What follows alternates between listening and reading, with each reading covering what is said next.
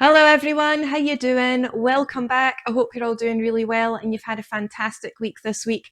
I'm Lindsay, your host of the Heavy Metal Journal and writer for the Moshville Times. And today I am back with New Metal Monday, where I talk about my favourite new releases of the week. And today I have 5 brand new albums that I want to talk about. So let's jump straight into these. Okay, so first up on today's video, I have Orbit Culture with Death Above Life. And this is the 5th studio album from the modern melodic death metal band from Sweden. Now, it should come to nobody's surprise that I have this on today's list. I have loved this band for a couple of years now, and I've been saying for those last few years that this band are going to be the next big metal band, and I am so happy that they are finally getting that recognition. Captivating riffs, soaring solos, really intense drums and slamming bass lines combined with mixed vocals. So you have your guttural growls, but you've also got your clean soaring vocals, which are incredibly powerful.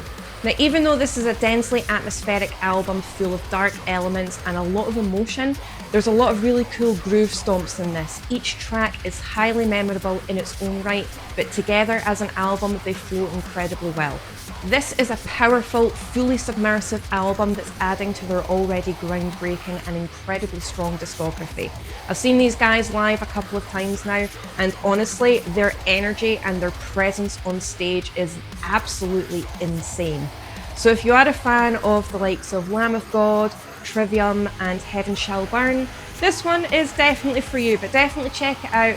Like I said before, these guys are going to be the next big metal band of our generation, and I cannot wait to see them fly higher still.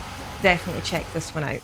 Okay, so next up on today's list, I have Hooded Menace with Lachrymose Monuments of Obscuration. And this is the 7th studio album from the death doom metal band from Finland. There's a really dark, creepy element to this album that completely hooks you in from the first opening notes. Echoing guitar solos, really catchy hooks, shimmering keyboards and gloomy melodics combined with that late 80s, early 90s death doom sound. Monastic vocalizations and somber cello create this very haunting, otherworldly atmosphere, whereas the death metal element keeps things incredibly harsh and brutal. There's something very cult-like about this album that creates this very sinister, haunting atmosphere, but there's a lot of really cool groove stompy stomp moments thrown in there too, just to change things up a little bit. Not to mention the vocal style is rasping, it's powerful, but there's also something quite despairing about it. But the thing that threw me off about this album was the unexpected yet epic cover of Duran Duran's 1982 hit Save a Prayer. They have done a fantastic job of covering that. They've made it really creepy and sinister, and they've really made it their own. So if you are a fan of the likes of early Paradise Lost, and I'm putting a huge emphasis on that, this screamed early Paradise Lost when I was first listening to it, a little bit of Merciful Fate and a little bit of Autopsy, this one is definitely for you, but definitely check it out. This is fantastic, it's gloomy, but it's incredibly captivating. Don't sleep on this one. Okay, so next up on today's list, I have Wode with Uncrossing the Keys. And this is the 4th studio album from the Black Death heavy metal band from the UK. Now, these guys take elements of black metal, death metal, and traditional heavy metal to create this expansive and melodically intricate sound. This album perfectly blends dense melodics with the abrasive nature of black metal, the ferocity of death metal, and the catchy hooks that comes with traditional heavy metal. But it's the vocal style that brings it all together. It's very hellish, venomous and rasping, plus the guitars are screaming, the drums are incredibly intense, and those bass lines are chugging. It's very ritualistic and primal in nature, and it has this very grand, commanding presence, but there's also an elegance there.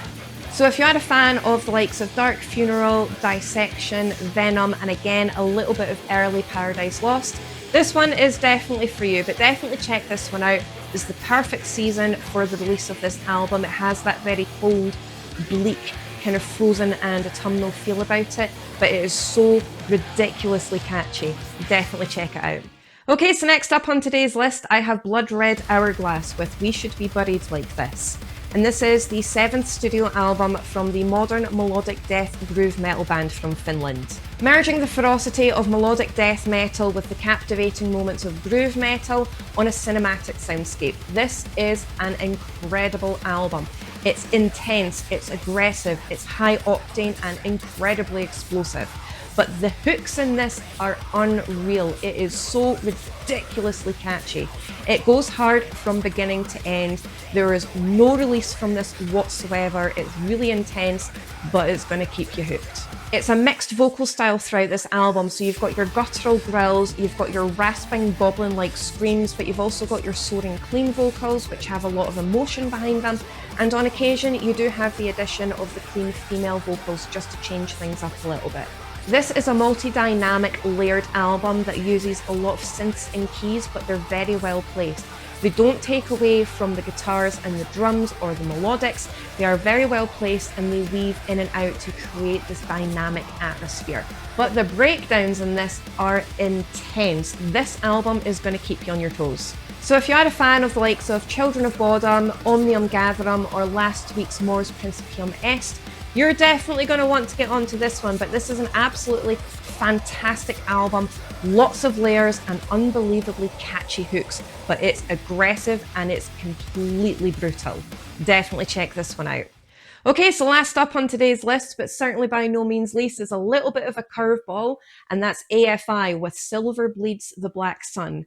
And this is the 12th studio album from the post-hardcore gothic punk rock band from the US.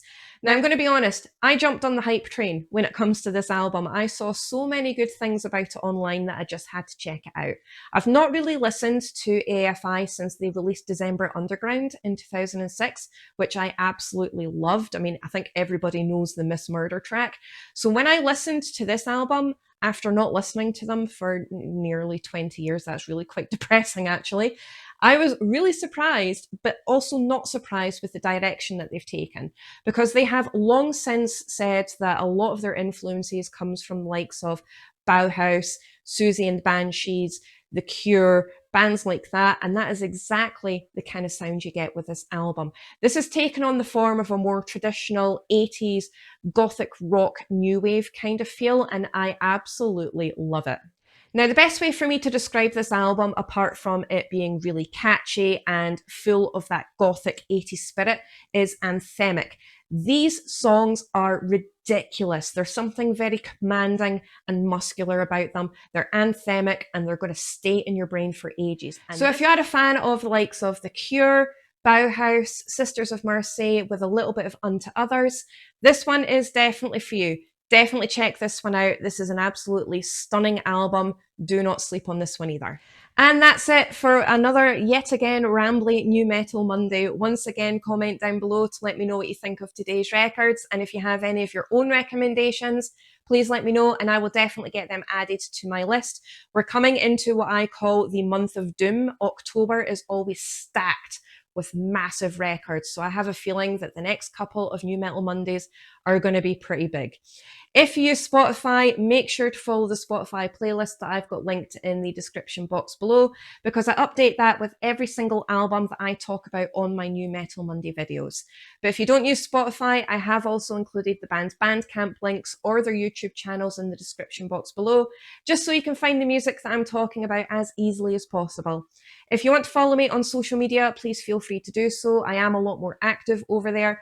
All of my handles for my personal page and the Heavy Metal Journal pages will be there too. Thank you all so much for your support. I really do appreciate you guys as always, and I will see you very soon in my next video.